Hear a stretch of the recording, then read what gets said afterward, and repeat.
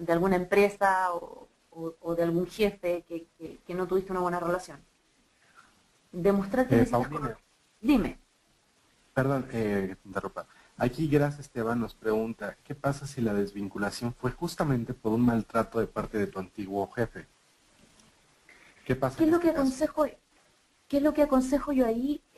Ser súper honesto con el entrevistador. O sea, eh, decir, mira, yo tuve una mala relación con la jefatura, la mala relación se debe o se debió a tales o cuales razones, contar los hechos tal cual como fueron, y en el fondo ahí tú vas a eh, contar la experiencia y el entrevistador básicamente entiende cuáles son las razones.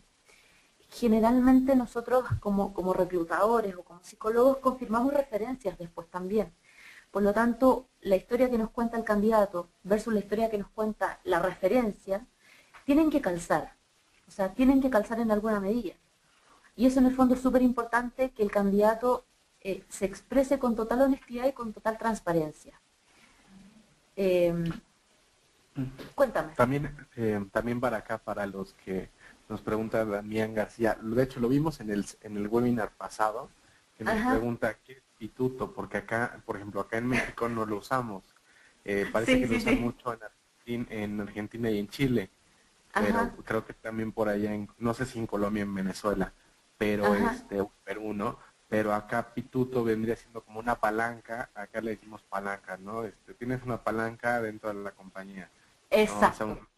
supongo que es una persona que está bien posicionada, un alto mando, y que es como que tu palanca para entrar, ¿no?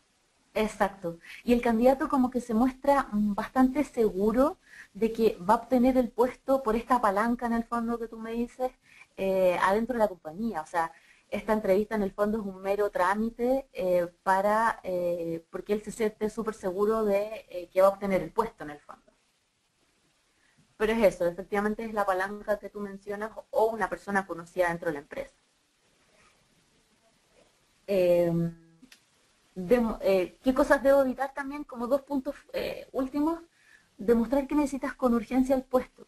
Eh, de repente pasa que, claro, hay personas que llevan mucho tiempo sin trabajo y uno entiende la necesidad de trabajo, la necesidad de urgencia. Pero hay que ser un poco cauteloso con ese sentido también. Demostrar que sí necesitas el trabajo, pero que no es tu última opción en el fondo. Hay candidatos que llegan acá y que dicen, pucha, si usted no me da esta oportunidad, yo estoy frito o yo no voy a conseguir nunca un trabajo.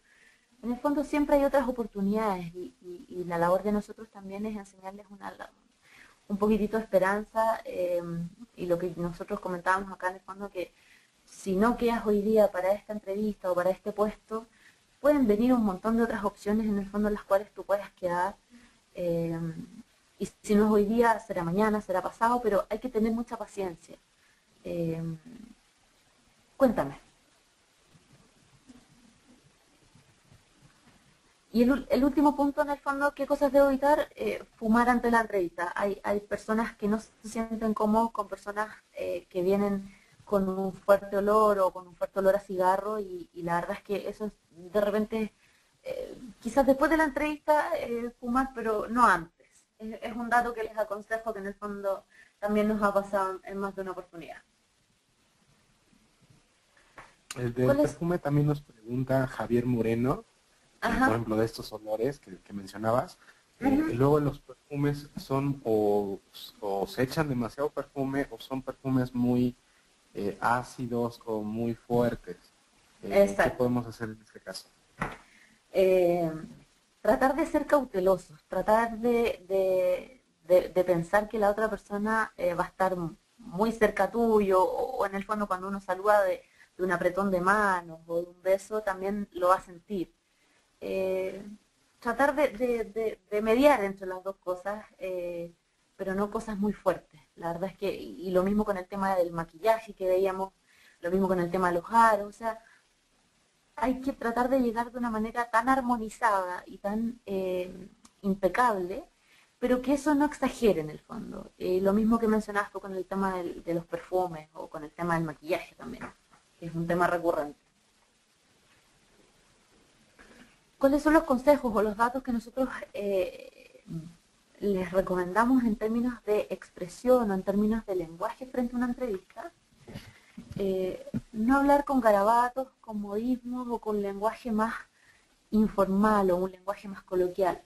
La verdad es que la entrevista de trabajo es una instancia formal donde se te está evaluando, se te evalúa cómo te sientas, cómo miras, cómo hablas, qué es lo que dices, qué es lo que no dices. Por lo tanto, en este sentido, los garabatos o los modismos o las cosas muy informales de repente no son muy bien vistos. Contestar con una voz firme, con una voz segura. O sea, tú eres el que conoce tu experiencia laboral y tú eres el que conoce qué es lo que has hecho a través de la vida. Por lo tanto, te tienes que sentir muy seguro de tu experiencia, de tus conocimientos, de tus habilidades, y eso en el fondo se va a reflejar con el entrevistador. Paulina, también nos preguntan por acá, seguramente tal vez todos hablamos español, ¿no? Pero luego Sí, hablamos palabras muy distintas, ¿no? Muletillas, ¿qué son muletillas? Nos pregunta Juan José Mellado, y ¿a qué se refieren como garabatos? También nos dice Javier Barrios. garabatos son groserías. Eh, Ah, ok, no, es que no, acá, por ejemplo, acá garabato en México ajá. es algo raro que es como, ¿cómo te lo puedo decir? Como rayar con la pluma, ¿no? Así nada más, o sea, en vez de tener una bonita letra, Ah, ya. Es más escribes mal escrito. y eso, ajá. No, esto Entonces es garabatos hablado. son groserías. Groserías, exacto. Y muletillas son no, son como cosas que en el fondo uno Y, tiene, o repetir muchas palabras, tal vez, tal vez, tal vez, en repetidas ocasiones. Son cosas que en el fondo tú vas utilizando y que te vas apoyando en la conversación en eso. O los refranes, por ejemplo, que de repente también nos pasa mucho, que los candidatos vienen como con un discurso hecho. Eso en el fondo también le quita credibilidad y le quita un poco de soltura a la conversación. Minimizar el tema de los monosílabos, el sí, no, tal vez, quizás, o respuestas demasiado extensas que en el fondo te pierdes del foco principal de lo que el entrevistador está preguntando. De repente los candidatos, tú les preguntas una cosa puntual y empiezan a expandirse y a hablar mucho de otros temas. Hay que concentrarse en la pregunta que el entrevistador te hace nomás. Y como último Paulina, también consejo, por acá, perdón, dime, Jessica Londoño nos pregunta, para las mujeres, ¿es más conveniente ir con el cabello recogido o suelto?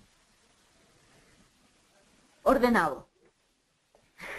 O sea, ninguna de las dos.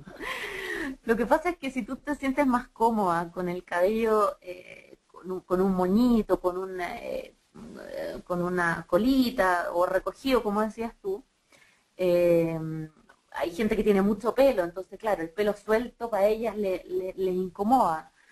Pero que se vea ordenado, que se vea una cosa armoniosa en términos de presentación personal. Es indiferente, pelo suelto o pelo recogido, da lo mismo. Y que te sientas cómoda. O sea, si te vas a sentir cómoda toda la entrevista y te vas a estar tocando el pelo y vas a estar como nerviosa y incómoda, no es la idea tampoco. Ok, Paulina, bueno, tenemos a más de 500 personas conectadas a nivel Latinoamérica. Buenísimo. Recapitulando un poco, ¿no? Para que también los que nos acaban de llegar, estamos dando una Sí, sí. conferencia, una webinar, consejos para una entrevista laboral, son datos y tips. Nos está acompañando Paulina Opaso, ella es directora de Dirección a Recursos Humanos. Yo soy Luis Garza, gerente de marketing de Boomerang México. Ella está en Chile, igual que Paulina Bravo, nos estamos apoyando para contestar las preguntas. Ezequiel Lanelli también nos está apoyando desde Argentina. Tenemos muchísimas preguntas, tenemos más de 464 preguntas. Voy a dar también la dirección del blog. La presentación va a estar colgada de este blog. La página del blog es blog, así como blog.boomerang.com. Ahí vamos a estar colgando todas las webinars para los que por primera vez nos visitan. Es todos los miércoles, dependiendo de la hora, porque nos estamos rolando las webinars. Una vez las da Argentina, otra vez Chile, otra Perú, otra Venezuela, Colombia, México. Entonces, por la diferencia de horarios y también por horarios que cambian de horario,